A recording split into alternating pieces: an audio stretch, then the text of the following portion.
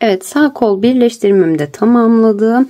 Bakın tam olarak bu şekilde oldu. Artık kolu bu şekilde katlayıp arka kısmından birleştirmesini yapıp hırkamıza sabitleyeceğiz. Öncelikle bakın şurası benim kol boşluğuma gelecek olan, düz kısmına gelecek olan yerim demiştim. Öncelikle şunu bir katlıyorum. Şu şekilde ikisini birbirine katlıyorum. Daha sonrasında getiriyorum şuradaki tam motifimi buradaki tam motifimin altına. Şurası bakın, şuradaki motifim yan dönmüş oluyor.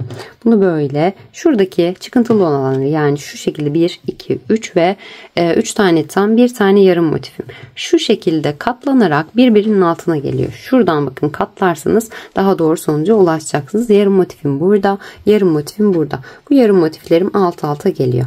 Yandakiler şöyle dönmüş oluyor. Şuradaki tam motiflerim bakın alt alta geliyor. Yine aynı şekilde diğerleri de alt alta geliyor. Şöyle hemen düzeltiyorum. Bakın şuradakiler tam kalmış oldu. Şöyle çeviriyorum daha sonra. Şunu da yine çeviriyorum bu şekilde. Bakın burası da, şuradaki tam motiflerimi de şu şekilde katlayarak birleştirmemi tamamlayacağım. Şöyle bakın. Evet. Bu şekilde katlayarak birleştirmemi tamamlayacağım. Hemen anladıysak tekrar şöyle iç kısımdan açayım. Daha kolay olacak. İç kısmını aldık. Şuradaki yarım motiflerimi üst üste getirdim. Daha sonra bakın şuradaki 3 tane tam motifim ve yarım motifim var. Yarım motifimi yarım motifimin üzerine, tam motifimi tam motifimin üzerine, tam motifimi tam motifimin üzerine, yine tam motifimi tam motifimin üzerine denk getiriyorum. Şu şekilde yanında kalan tam motiflerimi de şöyle karşısındakiler gibi bu şekilde katlıyorum. Birleştirmemi bu şekilde tamamlayacağım. Şuradan itibaren başlayarak şöyle hemen şu şekilde başlayarak tamamlayacağım. Evet, yine 4,5 milim tığımı aldım, ipimi aldım ve geldim bir tane zincirime çekiyorum. Hemen bu noktada bakın, burası benim kol bilek kısmıma gelecek olan yer. Buradan hemen şuradaki motifimle tam motifimle yarım motifimin bir kenarını birleştirmeye başlayacağım. Hemen şu köşeden başlıyorum. Şuradaki köşe boşluğumdan, tam motifimin köşe boşluğundan batıyorum. Ve karşısındaki, burada bakın, yarım motifimdeki yapmış olduğum sık iğneye batıyorum. İpimi ikisinin de içerisinden geçirerek bir tane zincir çekip bağlıyorum. Hemen bakın buradaki tam motifimin zincir boşluğuna, köşe boşluğuna tekrar batıyorum. Ve karşısındaki yarım motifimin şuradaki bakın zincir boşluğuna batıyorum. İpimi çekip sık iğnemi yapıyorum. Yanındaki trabzanım ve karşısındaki trabzanım. İplerimi de arada yürütüyorum. Arada şöyle bir çekeyim. Düzgün dursun. Evet. Toplanma yaşamayalım diye. Evet. Hemen yanındaki trabzanıma batıyorum ve karşısındaki trabzanıma batıyorum.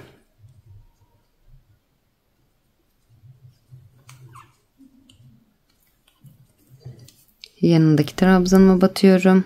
Karşısındaki trabzanıma batıyorum.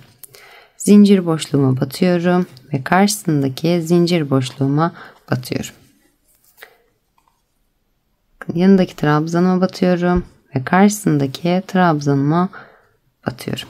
Bu şekilde yine diğer parçalarımda olduğu gibi birleştirmelerimi yaparak köşe kısmına kadar geliyorum. Evet, sık iğne birleştirmelerimi tamamlayarak köşe boşluğuma kadar geldim. Burada hemen şuradaki köşe boşluğuma batıyorum ve bakın yarım motifimin olduğu köşe boşluğuna da batıyorum. Bir sık iğne yapıyorum. Buradaki tam motifimin köşe boşluğuna batıyorum. Bakın karşısına denk gelen motifimin köşe boşluğuna da batıyorum. İpimi çekip sık iğnemi yapıyorum. Hemen dönüyorum. Bakın aynı yere tekrar batıyorum köşe boşluğuma. Bakın şu iki kenarı birleştireceğim için buradaki tam motifimin köşe boşluğuna da batıp sık iğnemi oluşturuyorum. Yanındaki trabzanıma geçiyorum. Karşısındaki trabzanıma geçiyorum. Yanındaki trabzanıma ve karşısındaki trabzanıma geçiyorum. Bu şekilde sık iğnelerimi yapıyorum yine. Yani birleştirmelerim diğer taraflarımda olduğu gibi birebir aynı şekilde birleştirmemi yapıyorum. Buraya yaptığım zaman karşısındakine de yapıyorum. Karşılıklı olarak sık iğnelerimizi yapmayı da unutmuyoruz. Bu şekilde bakın buradan devam ediyorum, birleştiriyorum, dönüyorum, buradan birleştiriyorum, dönüyorum. Bu kısımdan birleştirip dönüyorum. Buraya kadar geliyorum. Buradan sonra ne yapıyorum? Hemen şu kısma dönüp birleştiriyorum. Şuraya dönüp birleştirmemi bu kısma da tamamlıyorum.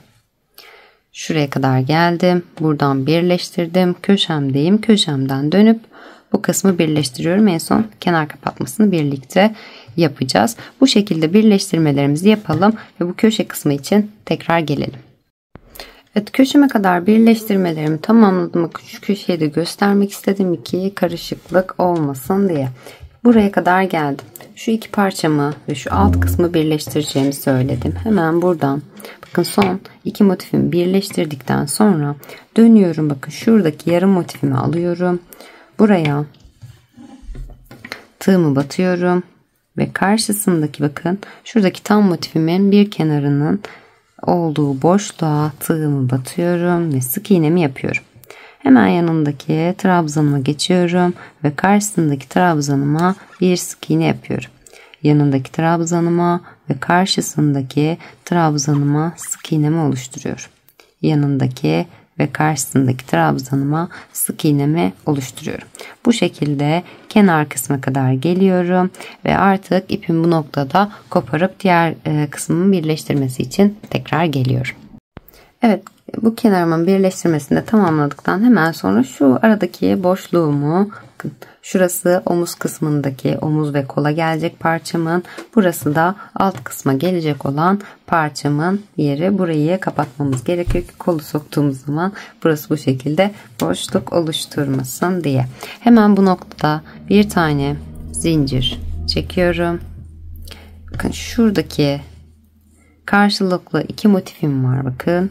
Buraya tığımı batıyorum ve karşısındaki tam motifin olduğu yere de tığımı batıyorum. Aradaki boşluğu kapatmak istediğim için.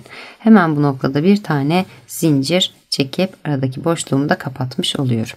Ben bakın buradaki köşe boşluğuma geldim. Yarım motifimin olduğu yerdeyim. Karşısındaki yarım motifimin köşe boşluğuna da batıyorum. İpimi çekip sık iğnemi yapıyorum. Hemen yanındaki trabzanıma geçiyorum ve yine yarım motifimin karşısındaki ilk trabzanıma batıyorum. Yanındaki trabzanıma ve karşısındaki trabzanıma batıyorum. Yanındaki trabzanım, karşısındaki trabzanım. Zincir boşluğuma ve zincir boşluğuma da batıp sık iğnemi yapıyorum. Bu şekilde yine sık iğnelerle köşe kısmına kadar geliyorum. Evet, sık iğnelerimi yaparak köşe kısmına kadar geldim. Bakın zincir boşluğumun olduğu yerdeyim. Şurada bir işaret hiç mi çıkarayım? Kaldı burada. Hemen karşılıklı olarak zincir boşluklarıma da batıyorum. İpimi çekip sık iğnemi yapıyorum. Son olarak bakın sık iğnemin tepesine ve hemen karşısındaki sık iğnemin tepesine de tığımı batıp ipimi çekiyorum ve bu noktada da bir sık iğne yapıyorum. Artık ipimi koparmadan birleştirme aşamasına geçeceğim. Bu benim sağ kolumdu. Burası da bakın hırkamın, şöyle biraz üst kısmı alıp göstereceğim. Hırkamın sağ tarafı. Pardon. Evet, sol tarafını almışım. Burası da benim hırkamın sağ tarafı. Şimdi şöyle çeviriyorum. Bakın şu şekilde. Örgümü tamamladıktan sonra şöyle çevirdim. Bakın bu boşluğum şu kısma gelecek. Şöyle. Şu şekilde birleştirmeye başlayacağım. Bakın. Hemen şuradan başlayarak karşılıklı olarak döneceğim ve arka kısmı da geleceğim. Hemen hırkamızın sağ kol kısmına, sağ kol boşluğunu aldık. Ve sağ kol parçamızı da aldık. Bu arada döndürdüğünüz zaman yine aynı şeye denk gelecek. Yani yönler çok önemli değil. Sadece birleştirme aşamasında fark ediyor. Hemen bakın şu şekilde hemen başlayacağım. Buradan birleştirmeme.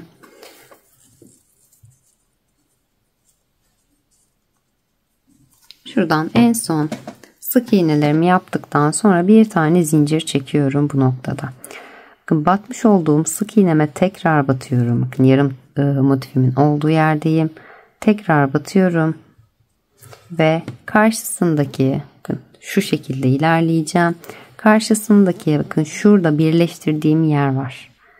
Birleştirmeye aldım. Arada boşluk oluşmaması için ilk yapmış olduğum sık iğnemi şu kısımda bırakmıştım. Buraya da batıyorum. Şöyle ipimi çekip sık iğnemi yapıyorum. Hemen bakın yanındaki sık iğneme geçiyorum. Yanındaki sık iğneme batıyorum. Karşısındaki sık iğneme batıyorum. Şu iki yarım motifimi birleştiriyorum. Yani bakın şuradaki iki yarım motifim. Karşısındaki sık iğneme batıyorum. İpimi çekip sık iğnemi yapıyorum. Yanındaki sık iğnem, karşısındaki sık iğnem, ipimi çekip sık iğnemi yapıyorum. Yanındaki ve karşısındaki ipimi çekip sık iğnemi yapıyorum. Yanındaki ve karşısındaki ipimi çekip sık iğnemi yapıyorum. Yanındaki sık iğnem, karşısındaki sık iğnem. Bu şekilde ilerleyerek sık iğnelerimin her birine birer tane batarak şuradaki köşe noktama kadar geliyorum. Evet, sık iğnelerimi yaparak birleştirerek köşe noktama kadar geldim. Bakın hemen şu köşeye kadar geldim. Burada bakın yine kaydırma yaptığım yer vardı. Bakın burada sık iğne ile bağladığım ilk sık iğnem şu kısımlar. Bir tane buraya batıyorduk boşluk oluşmaması için. O battığım yere bakın şuraya çok ne kadar gözüküyor bilmiyorum ama şu kısma da son sık iğneme de batıyorum. Boşluk oluşmaması için hemen karşısındaki bakın yine burada da bağlamışım kenar kısma. Son sık iğneme de batıyorum. İpimi çekip bu noktaya da bir sık iğne yapıyorum. Şimdi dönerken hemen şuradaki yarım motifimin tam motifimin köşe boşluğuna batıyorum. Ve hemen karşısındaki bakın yan şu iki kısmı birleştireceğim. Şuradaki iki parçamı birleştireceğim. Yani hırkamın üst kısmında kola denk gelecek omuz kısmındaki yerle şuradaki bırakmış olduğum boşluğun olduğu yere batıyorum. İpimi çekip sık iğnemi yapıyorum. Hemen bakın bu noktada şuradaki ilk trabzanıma batıyorum ve karşısındaki ilk trabzanıma batıyorum. Sık iğnemi yapıyorum. Yanındaki trabzanıma, karşısındaki trabzanıma batıp sık iğnemi yapıyorum. Yanındaki trabzanım ve karşısındaki trabzanıma da batıp sık iğnemi yapıyorum. Yani bu şekilde sık iğnelerimle yine birleştirmemi yapıyorum. Köşe boşluğuma geliyorum. Şu ipimi biraz uzatayım. Köşe boşluğuma geliyorum. Şurada iki üst kısma. Burayı da birleştirip sağdan birleştirdikten sonra kenarlarıma karşılıklı olarak şuradaki iki motifimin köşe boşluklarına da batıp sık iğnemi yapıyorum. Daha sonra dönüyorum. Yandaki iki motifimi birleştiriyorum birbirine. Köşeme geliyorum. Burada yine aynı şekilde birleştirerek diğer kısmıma da geçip başladığım noktaya gelip artık tamamen birleştirme, kol kısmının birleştirmesini de tamamlıyorum. Yani yine sık iğnelerle birleşmiş oluyor. Burayı tamamladıktan sonra geçiyorum sol kolumun yine birleştirmesine. Birebir şablonu yine aynı şekilde katlıyorum. Hemen alayım. Şöyle biraz bekletiyorum. Evet. Alıyorum. Ters kısmındayım şu anda. Bakın şu iki parçam üst üste geliyor yine. İki üçgenim üst üste geliyor. Şuradaki üçgenlerim üst üste geliyor. Şöyle bakın, şöyle yaparsam daha iyi olacak. Şöyle üçgenlerim üst üste geldi. Tam motiflerim üst üste geldi. Şöyle geldi. Burası da geldi. Bakın sonunda 2 tane yarım motifim kaldı. Bunu yine böyle bu şekilde katlayarak birleştirmemi tamamlıyorum. Yine bu taraftan başlıyorum birleştirmeme. Köşeyi zaten görmüştük. Şu kısma kadar birleştirip daha sonrasında ortadan başlayıp birleştirip ve sonra da birleştirdikten sonra kolun şu boşluğuna ayarlıyorum. Bakın şu yarım motiflerimin karşısına denk gelecek şekilde şu şekilde ayarlayarak birleştirmemi bu kısım içinde yapıyorum. Ve artık hırkamızın birleştirme kısmı tamamlanmış oluyor. Hırkamızın birleştirmeni yapalım ve gelelim tekrar. Evet, hırkamın iki kol birleştirmesini de bu şekilde tamamlayarak bitirmiş oldum. Kolunun bir tarafına bu şekilde bir sıra sık iğne de gittim ben kolun uç kısmına. Bakın şöyle giydiğimiz zaman şu şekilde giyemedim. Hoş bir görüntü oluşmuş oluyor. Diğer tarafı da hep beraber sık iğne ile gidelim istiyorum. Yine 4,5 milim tığımızı ve tavşan tüyü ipimizi alıyoruz. Hemen biraz yakınlaştırmak istiyorum. Bu noktada ben şöyle birleşim kısmından herhangi bir yerden öncelikle bir tane zincir çekiyorum. Daha sonra bakın şuradaki ilk sık iğneme batıyorum. Bitişinden önceki ilk sık iğneme battım. İpimi çekiyorum. Bir zincir çekiyorum. Hemen yanındaki bakın şu ortaya batmadan direkt diğer tarafa geçeceğim. Çok bir genişlik olsun istemiyorum. Bu şekilde hafif toplama yapsın kolda istiyorum. O yüzden hemen yandakine batıyorum. Bakın, ortaya batmadan yanındaki ilk sık iğneme batıyorum. Bakın, kaydırma yaptığım yere de batmıyorum. Hemen yanındaki sık iğneme batıyorum. Bir sık iğne yapıyorum. Yanındaki sık iğneme geçiyorum. Bir sık iğne yapıyorum. Yanındaki sık iğneme bir sık iğne yapıyorum. Yanındaki sık iğneme bir sık iğne. Yanındaki sık iğneme bir sık iğne yapıyorum. Bu şekilde her bir sık iğneme birer tane sık iğne yaparak kolun tüm etrafını çevriliyorum. Şu kısma kadar geliyorum. Bakın son sık iğneme batıyorum. Bir sık iğne yapıyorum. Burada birleştirme yaptığım yerlere batmadan hemen yandaki sık iğneme geçiyorum. Oraya da bir sık iğne yapıyorum. Bu şekilde dönerek başladığım noktaya gelip bir zincir çekip artık ipimi koparıp uçta kalan kısmını da arada gizliyorum. Kolların sık iğne tığlamalarını da tamamladık. Benim için bir sıra yeterli oldu. Siz daha böyle tüylü bir görüntü isterseniz 2 sıra 3 sıra da yapabilirsiniz ama bence yeterli. Belki daha sonrasından ben de bir ekleme yaparım ama şu an bu şekilde gayet gözüme güzel gözüküyor. Evet, crop hırka yapacak arkadaşlarım bu kısımda artık tamamlayıp bitirebilirler. Boyu bu şekilde oluyor ya da daha uzatmak isterseniz aynı şekilde bakın şuralara birer sıra uzatmak isterseniz bir tane tam motif bu kısma, bir yarım motif bu kısma, yine bir yarım motif bu kısma, yani şuradaki bakın bu sıradaki değil şu sıradaki görüntünün bir önceki sıradaki motiflerimizin yani bir yarım bir tam arkasını çeviriyorum. İkinci tam, üçüncü tam, şöyle dördüncü tam, beşinci tam, 5 tane tam ve 2 tane de yarım motif ekleyerek devam edebilirsiniz. Önlü arkalı şekilde bir sıra daha uzatmak isterseniz eğer bu şekilde şöyle üçgen bir görüntü elde etmek istemiyorsanız, üçgen görüntüyü kapatmak istiyorsanız şuralara bakın ama bir sıra şunu yaptıktan sonra düz bitirebilirsiniz. Bir sıra yarım motif geldikten sonra, çünkü bakın şuraya yarım motif, şöyle elimde şu an yarım motifim yok yanımda. Şöyle yarım motifi koydunuz buraya. Burada bitirdiniz diyelim. Burayı bitirdiğinizde şurası açık kalır. Eğer uzatıp düz olarak bitirmek istiyorsanız bir sıra daha bu şekilde şuradaki sıradan, yani 5 tane tam 2 tane yarım motiften gitmeniz gerekiyor alt sıraya. Yani şuraya gittiniz diyelim, buraya bir yarım motif, şuraya bir yarım motif ekleyerek Yani yine şuraya bir yarım motif ekleyerek şuradaki kısmın her birine birer tane en altlara yarım motif ekleyerek tamamlayıp bitirebilirsiniz. Düz olarak inmesini istiyorsanız ama bu şekilde bence görüntüsü gayet güzel oldu. Böyle bırakacaksanız eğer crop hırkamızda kenar tığlamalarına geçebilirsiniz artık.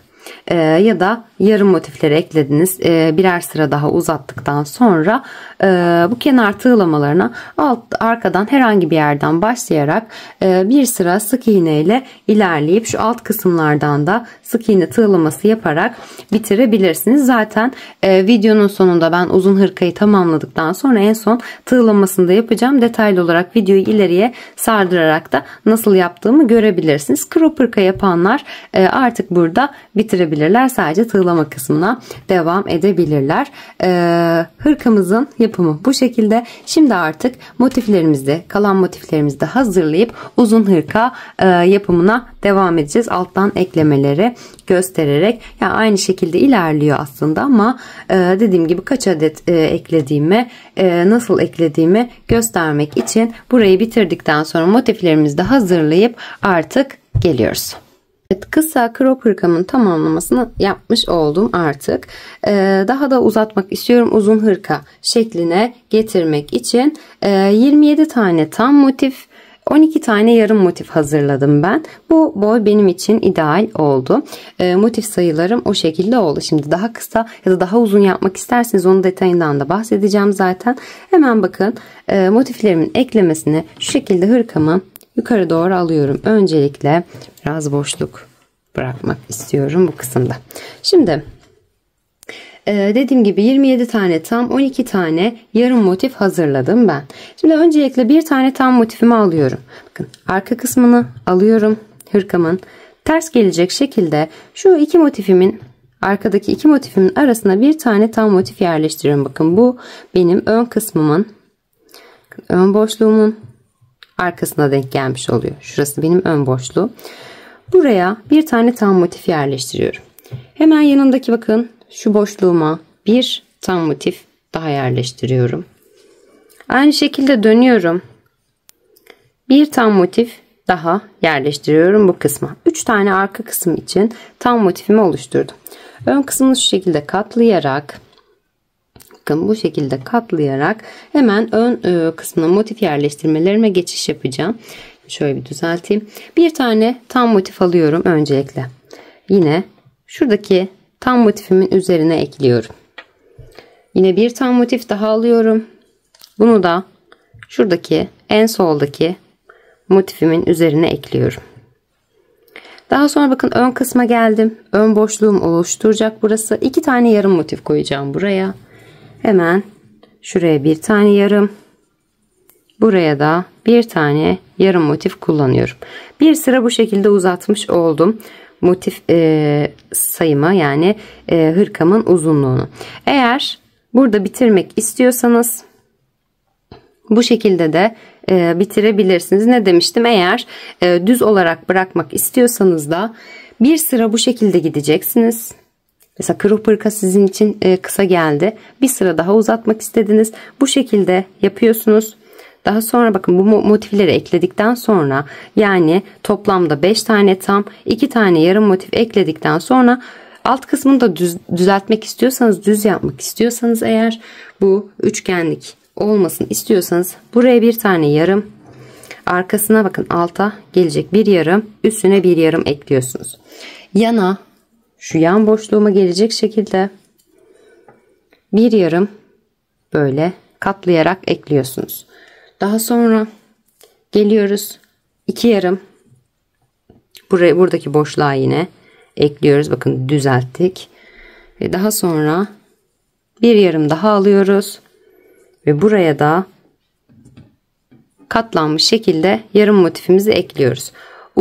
Crop hırkamızın biraz daha boyunu uzatarak normal bir hırka seviyesine getirip alt kısmını düzeltmek istiyorsanız bir sıra bu şekilde 5 tane tam motiften, 2 tane yarım motiften oluşan bir sıra ekliyorsunuz. Alt kısmını da düzeltmek istiyorsanız 6 tane, bakın 1, 2, 3, 4, 5 ve 6 tane yarım motif ekliyorsunuz bu şekilde.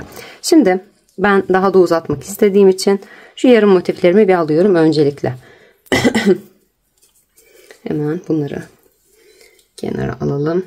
Detay vermek istedim. Hazır yeri gelmişken. Hemen bakın bu sıramı tamamladım. Ne yaptım? 5 tane tam motif kullandım. Şu şekilde 2 tane yarım motif kullandım. Şimdi bir alt sırama geçiyorum. Buraya da yine bakın şu kısma bir tane tam motif. Ters gelecek şekilde, arka kısmıma gelecek şekilde buraya bunun üzerine bir tane daha tam motif koyuyorum. Dönüyorum, yan kısma geliyorum. Bir tane tam motif alıp şu şekilde katlayarak koyuyorum. Yerleştiriyorum. Hemen buraya bir tane katlayarak yerleştirdim. Düz durmuyor şu anda. Evet. Daha sonra geliyorum bu kısmıma. Şuradaki bir yarım bir tam motifimin arasındaki boşluğa bir tane ters gelecek şekilde şu şekilde tam motifimi koyuyorum. Daha sonra üzerine bir tam motif daha koyuyorum. Toplamda şu ana kadar 5 tane tam motif kullandım. Kenar kısmına geliyorum. Buraya da bir tam motif alıp katlayıp koyuyorum. Toplamda ikinci sıram için 6 tane tam motif kullanmış oldum. Bu iki sıra içinde 11 tam motif, 2 tane yarım motif kullandım. Şimdi biraz daha alacağım şöyle üst kısmıma.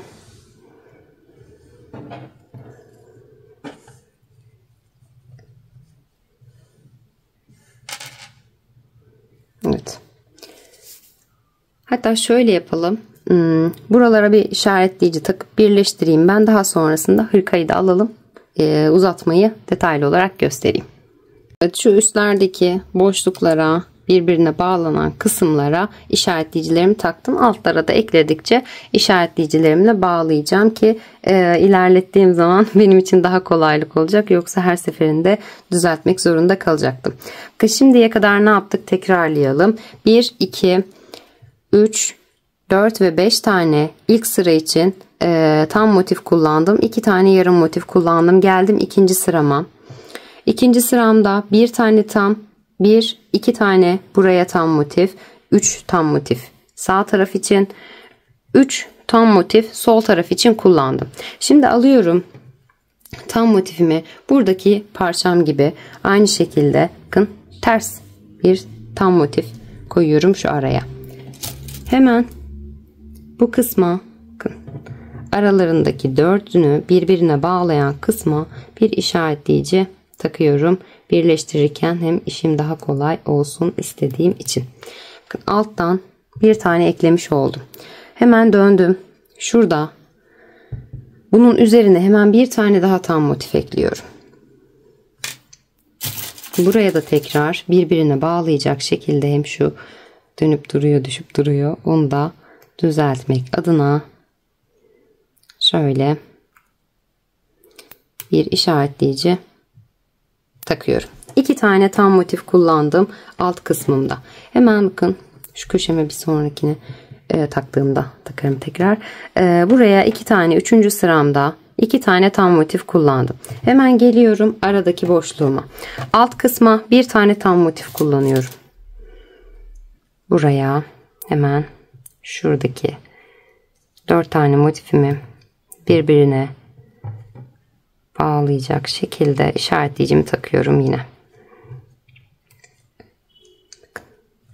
Buraya bir tane tam motif kullandım. Bu kısma hemen geldim. Buraya bakın öndeki açıklık var demiştim. Toplamda şimdiye kadar 3 tane tam motif kullandım. 2 tane yarım motif alıyorum. Bir tanesini buraya bu tarafıma ekliyorum. Hemen şuradan işaretleyici şu üstü üçünü birbirine bağlıyorum. Evet. Şu şekilde. Hemen geliyorum. Yan kısma bir tane yine yarım motif kullanıyorum. Buraya da bir işaretleyici takıyorum. Üçünü birbirine bağlayacak şekilde. Hemen bakın yan tarafa geliyorum. Şu aradaki boşluğuma, şu kısma 2 tane tam motif kullanacağım. Bir tanesini ters koyuyorum. Hemen arka kısma işaretleyicilerimi takıyorum. dördünü birbirine bağlayacak şekilde. Dörde tamamladığımda bu arada hep işaretleyicilerimi takıyorum. Kenarda 3 tane yeterli oluyor. Hemen bakın bir tane buraya kullandım. Bir tam da buraya kullanıyorum. Hemen buraya da bir işaretleyici takıyorum. Bakın. Toplamda yine 5 tane tam, 2 tane yarım motif kullandım. Birinci sıramdaki aynı işlemi 3. sıramda da uyguladım. Şimdi 4. sırama geliyorum. 4. sıramda bir tane tam motif alıyorum. Şu şekilde arka kısma yerleştiriyorum. Bunların hepsini bakın şu iki araya yerleştirdim. Hepsini bir araya topluyorum. Şöyle işaretleyicimi taktım. Hemen burada bunun hemen üstüne bir tane daha tam motif ekliyorum.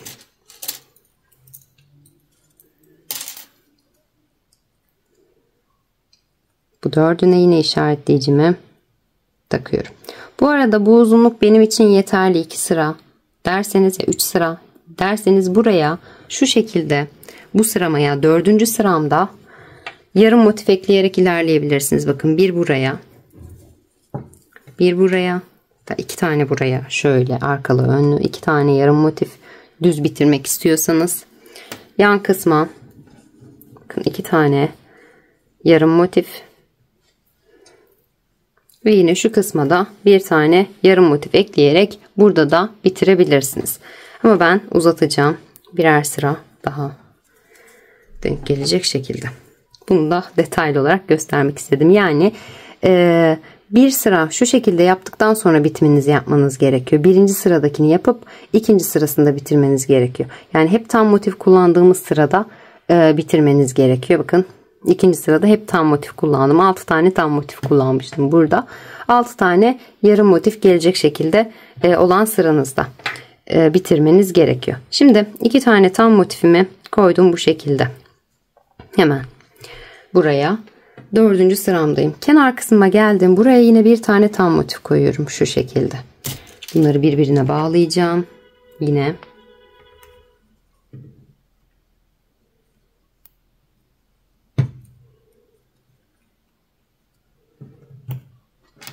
tam motifimi de koydum bu şekilde. Bir tane tam motif daha, 3 tane tam motif kullanmış oldum. Hemen 2 tane tam motifimi aldım. Geldim bu kısma. Bir tanesini ters, bir tanesini üstüne gelecek şekilde koyuyorum. Öncelikle şu orta kısmıma hemen işaretleyicilerimi takmak istiyorum şu şekilde. Evet. Daha sonra buraya bir tane daha koyuyorum. Tam motif karşısına buraya da işaretleyicimi yine takıyorum. Dördünü birbirine bağlıyorum. Son olarak yan kısma geliyorum. Bakın şimdiye kadar 1, 2, 3, 4, 5 ve 6. tam motifimi kullanacağım 4. sıramda. 6 tane tam motif kullanıyorum. Köşeme geldim. Tam motifimi katladım.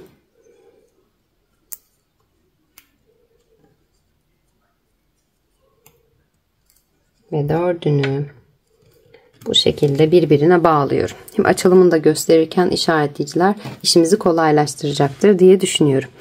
4. sıramı da bu şekilde bitirmiş oldum. Gelelim 5. sıramıza. 5. sıramda yine 2 tane tam motif alıyorum. Bir tanesini arkaya gelecek şekilde koyuyorum.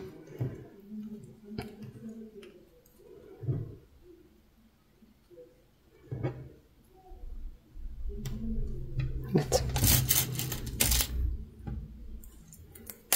Şimdi koyuyorum öne bir tane daha tam motif şu şekilde.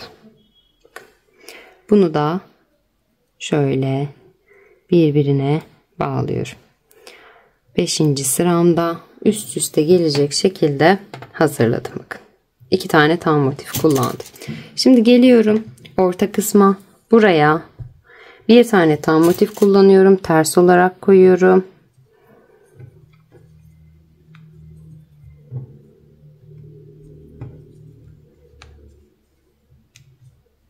Hemen bu araya 2 tane yarım motif kullanacağım yine ön açık kısmı bırakabilmek adına. Bakın bir tanesini aldım.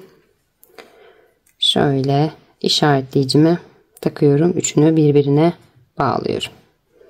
Bir yarım motifimi kullandım. Öndeki açıklığı sağlayabilmek için bir tane daha yarım motif kullanıyorum yan tarafa.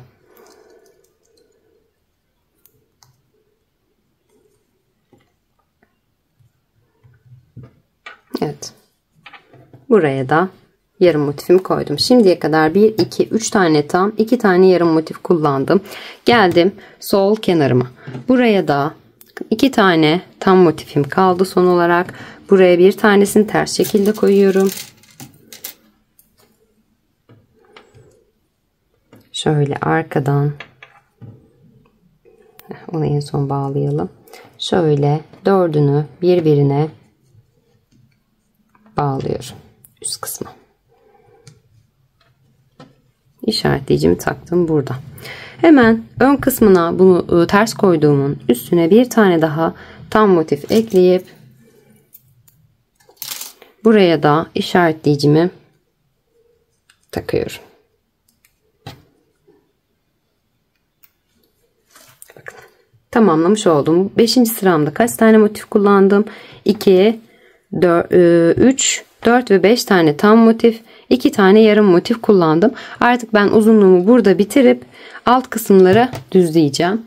Bunun için de 6 tane yarım motife ihtiyacım var. Hemen alıyorum yarım motifimi. Şuraya bir tane ters olarak koyuyorum bakın. Alt kısımda 2 tane tam motifimin tam arasına. Hemen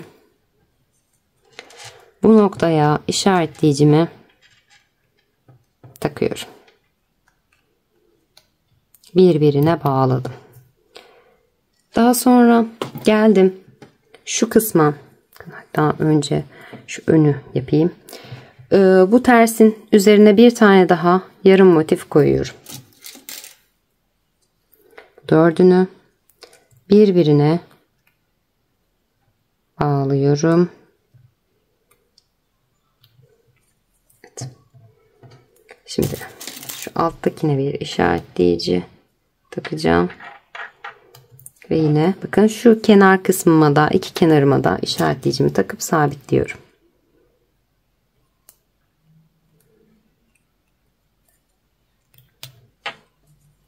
Şu iki kenarıma da yine işaretleyicimi takacağım ama önce şuraya bir motif daha koyacağım. Bakın iki tane yarım motifimi koydum. Karşılıklı olarak bir tanesini ters bir tanesini düz olarak bir yarım motifimi daha aldım. Şöyle katlayarak yerleştiriyorum bunu da. Ters gelecek şekilde koydum. Arka kısmına şöyle bir işaretleyicimi takıyorum. Dördünü birbirine bu şekilde bağlıyorum. Alt kısma da takacağım. Üçünü birbirine bağlayacağım şimdi.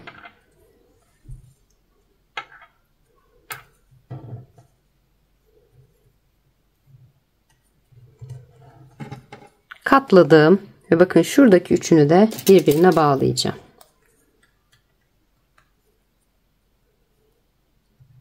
İşaretleyicimi taktım. Bu tarafım sağ tarafımı bitirmiş oldum. Yani karşıdan baktığımda sağ tarafım, giydiğimde sol tarafım oluyor burası. Evet, şimdi geliyorum şu ara boşluğuma, ara noktama. Buraya bir tane yarım motif koyuyorum ters şekilde.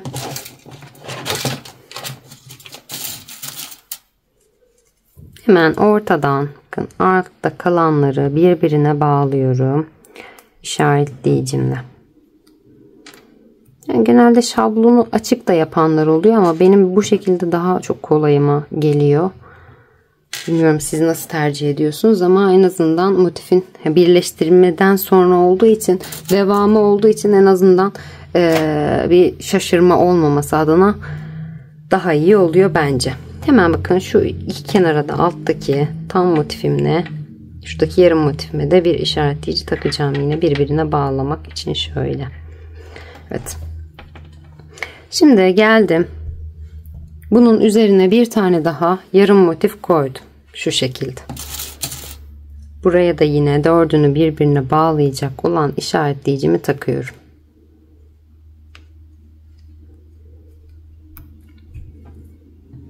Hemen geldim şu köşeme. Buraya da ikisini birbirine bağlayacak işaretleyicimi taktım. Hemen bakın, son bir tane yarım motifim kaldı. Bu yarım motifimi de şu köşeye koyuyorum. Alttakileri birbirine bağlayacak şekilde işaretleyicimi takıyorum. Hemen şu köşeme de aynı şekilde bakın, işaretleyicimi taktım. Şunu unuttum. Dördüncüyü, evet, bunun kenarına da, evet, şimdi oldu. Buraya da işaretleyicimi taktım ve katladım şunu. Bakın, soldaki en sonda koyduğum motifimi de katlayıp şu üçünü birbirine bağlayacak olan işaretleyicimi de taktım. Son olarak bakın kaçıncı? 1, 2, 3, 4, 5 ve 6. sıramda 6 tane yarım motif kullanarak uzunluğumu bitirdim. Eğer daha da uzatmak istiyorsanız, uzunluğa devam etmek istiyorsanız 6. sıramda 4. sıramda yaptığım işlemi 2. sıramda yapmış olduğum işlemin aynısını tekrarlıyorum. Yani 6 tane tam motif kullanıyorum. 6 tane yarım motif yerine. Geliyorum 7. sırama. 7. sıramda 5 tane tam motif, 2 tane yarım motif kullanıyorum. Ve burada eğer üçgen şekilde bitirmek istemiyorsanız 8. sıramda yarım olarak kullanıyorum. Yani her iki sırada bir kendini modelimiz motiflerle tekrarlıyor. O şekilde ayarlıyorsunuz. Bitirmek istediğiniz sıra 2. sıraya denk gelecek. Yani 1. sırada 5 tane yarım, 2 tane tam motif kullandıktan sonra 6 motif kullandığımız sıraya geldiğimizde yarım motifi çevirip, yani düz şekilde bitirecek şekle getirdiğimizde bitimini gerçekleştiriyoruz. Şablonumuz bu şekilde oluştu.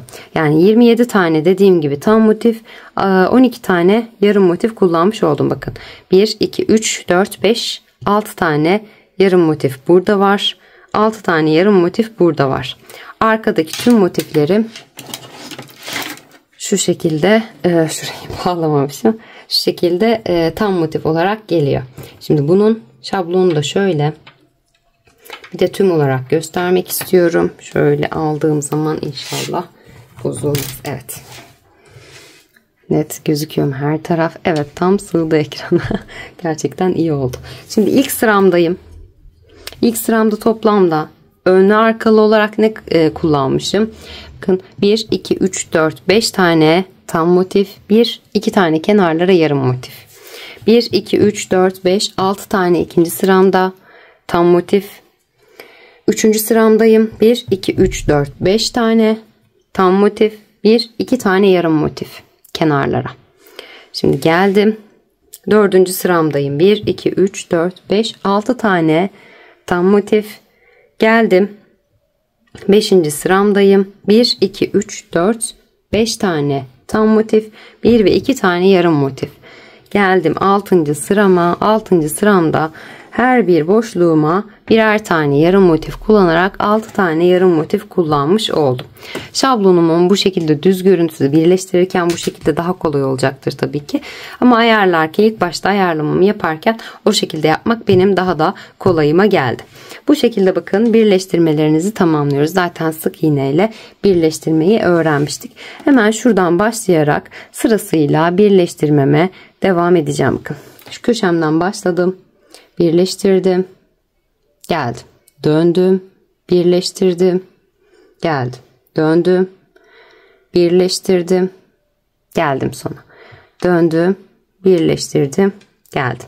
Sık iğnelerle yine tavşan tüyü ipimizi alarak 4,5 milim tığa geçiş yapıyoruz ve birleştirmelerimizi tamamlıyoruz. Bu şekilde tüm motiflerimizi birbirine birleştirip en sonda hırkamıza birleştiriyoruz ve artık hırkamızın birleştirme aşaması tamamlanmış oluyor.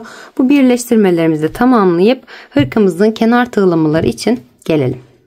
Evet, hırkamın alt kısmının da bu şekilde bakın birleştirmesini tamamladım Tam bitiş noktası da bu şekilde oldu. Şimdi artık kenar tığlamalarımıza geçeceğiz. Ekrana sığdıramıyorum uzun bir hırka olduğu için.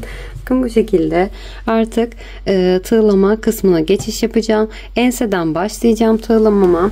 Hemen bakın arka kısmını çeviriyorum şu şekilde. Ense kısmının düz kısmını bana bakacak şekilde ayarlıyorum. Ve hemen 4,5 milim tığımı alıp tavşan tüyü ipimi alıp birleştirmem için geliyorum.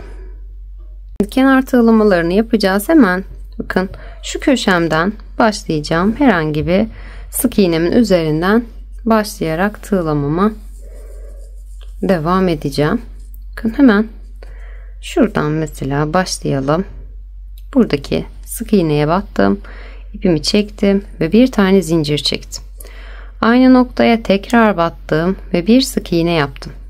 Hemen yanındakine geçiyorum. Bir sık iğne yapıyorum. Yanındakine bir sık iğne. Yanındakine bir sık iğne. Ay, kaçtı. Bunlar da çok kayıyor. Çok güzel yumuşak bir ip ama biraz kayıyor. Hemen yanındakine bir sık iğne. Bu şekilde her bir sık iğnemin üzerine birer tane sık iğne yaparak burada köşe noktama kadar geliyorum. Sık iğnelerimi yaparak köşeme kadar geldim. Bakın köşemde bir sık iğnem var. Bir de birbirine bağladığım kısmım var. Hemen bakın son sık iğneme batıyorum. Bir sık iğne yapıyorum. Şimdi burada bir açılma oluyor. Ense kısmında genişlik oluyor. Genişliği engellemek adına şuna batmıyorum. Daha önce birbirine bağladığım sık iğneme batmıyorum. Yanında yine diğer motifimin birbirine bağladığım ilk sık iğnesine de batmıyorum. Hemen yanındaki sık iğneme batıyorum. İpimi çekip sık iğnemi oluşturuyorum. Biraz daha toplamış oluyor. Şurada arada kalan ipim var. Onu da arada yürüteceğim. Hemen yanındaki sık iğneme batıyorum. Bir sık iğne yapıyorum. Yanındakine batıyorum. Bir sık iğne yapıyorum. Yanındaki sık iğneme bir sık iğne yapıyorum. Yanındaki sık iğneme geçiyorum. Bir sık iğne yapıyorum.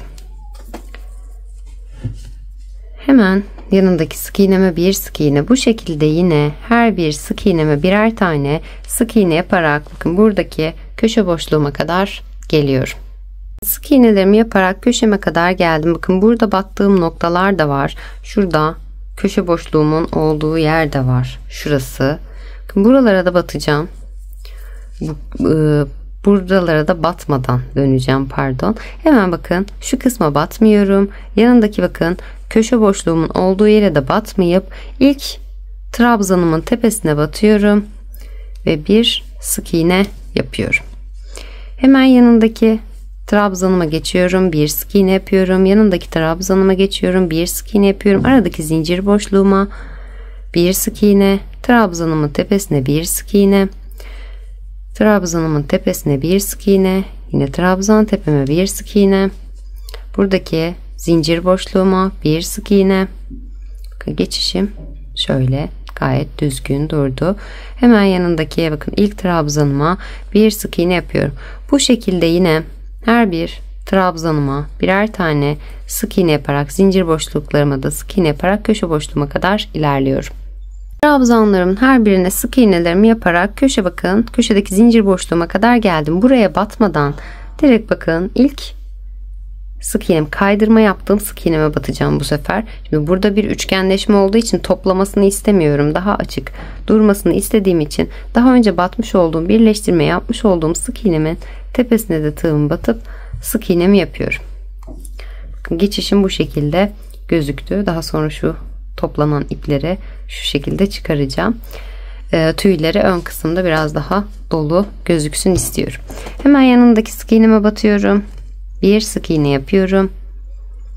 Yanındaki sık iğneme bir sık iğne, yanındaki sık iğneme bir sık iğne. Bu şekilde sık iğnelerimi yaparak yine buradaki köşedeki son sık iğneme kadar geliyorum. Evet, köşedeki sık iğneme kadar sık iğnelerimi yaparak geldim. Burada yine birleştirme yapmış olduğum ilk sık iğnem vardı. Oralara batmadan hemen bakın şuraya da batmışız. Burayı da atlayıp hemen yanındaki sık iğneme batıyorum ve bir sık iğne yapıyorum. Görüntümün daha düzgün olmasını istediğim için bu şekilde her bir sık iğneme birer tane sık iğne yapıp kenardaki ilk yapmış olduğum sık iğnelerimi atlıyorum. Bu şekilde ilerliyorum. Şöyle biraz daha yükselteceğim. Hemen bakın bu şekilde enseden başladık. Şuradan enseden başlayarak köşemize kadar geldik. Burada ön boyun boşluğunu oluşturduk. Hemen aşağıya doğru inerek tüm sık iğnelerime batıyorum. Burada kenarlara geldiğimde birleştirme yapmış olduğum kısımlara batmadan son sık iğnelere batarak ilerliyorum. Diğer taraflarda yapmış olduğum işlemin aynısını tekrarlıyorum yani. Bu şekilde düz kısma kadar geliyorum. Burada yine köşeme, burada köşede birleştirme yapmış olduğum yerlere de batıyorum ki toplanma olmasın diye. En son uç kısımda hem bakın şuradaki birleştirme yaparken kullanmış olduğum ilk sık iğneme ve diğer motifimdeki birleştirme yaparken kullanmış olduğum ilk sık iğneme batıyorum. Uzunluğu bitti. Alt kısmına geldiğimde köşesinde bu işlemi yapıyorum. Daha sonra her bir sık iğneme birer tane sık iğne yapıyorum.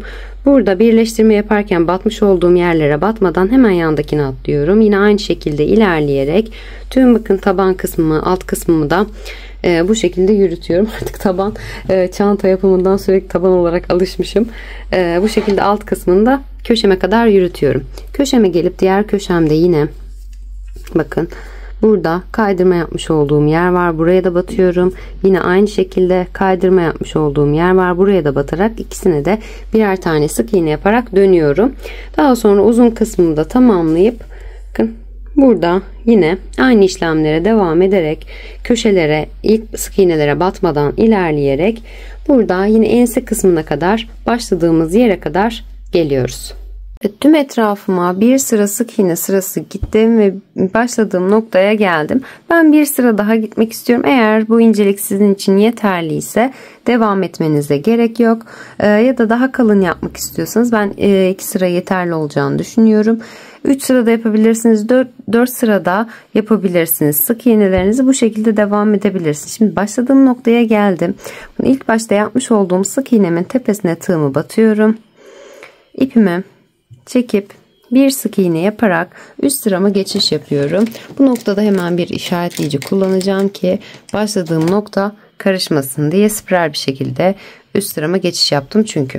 Hemen yanındaki sık iğneme batıyorum. Bir sık iğne yapıyorum. Yanındaki sık iğneme bir sık iğne yapıyorum.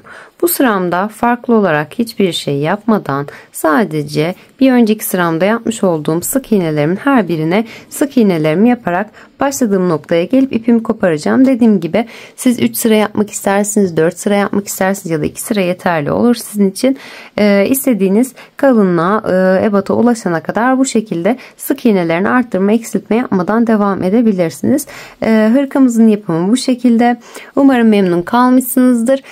Kanalıma abone olmayı, Instagram'dan beni takip etmeyi ve yaptığınız hırkaları bana Instagram üzerinden göndermeyi unutmayın. Hepinize kolaylıklar diliyorum.